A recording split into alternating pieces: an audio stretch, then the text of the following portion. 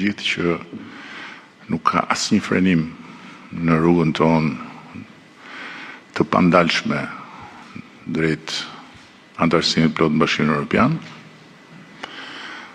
Nuk ka as një diskutim lidhur me vullnetin ton për të vazhduar në rrugën që ne kemi hapur në pavarësimin e drejtësisë dhe në luftën reale kundër korrupsionit, ashtu si kundër nuk ka asnjë dyshim që në këtë rast nuk jemi përballë një çështje korrupsioni, sepse vetë prokuroria nuk ka ngritur një akuzë për korrupsion. Por jemi përballë një çështje në hetim, e cila mund të hetohet lirisht pa as më të voglën pengesë, dhe e përsëris atë që thash edhe përpara grupit parlamentar. Unë inkurajoj prokurorinë që të ndjek dhe të hetoj të gjitha pistat ku mund të mendohet se mund të shfaqet gjatë rrugës ferra e korrupsionit. Deri tani nuk jemi përballë një çështje korrupsioni. Kjo është pak, po është shumë e sigurt. Nga ana tjetër, është e vërtetë që ne kemi pasur debat me disa nga partnerët tanë lidhur me qasjen ndaj kësaj çështje, nuk është sekret, dhe si kundër besoj e din shumica, por bëjnë sikur se din pakica. Unë në këtë detyrë përfaqësoj Shqipërinë, interesin e Shqipërisë dhe të gjithë shqiptarët, dhe një nga normat e pa diskutueshme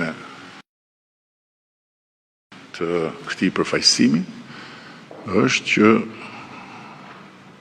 t'i shikoj partnerët në sy, të më shikojnë në sy, në të njëjtën lartësi.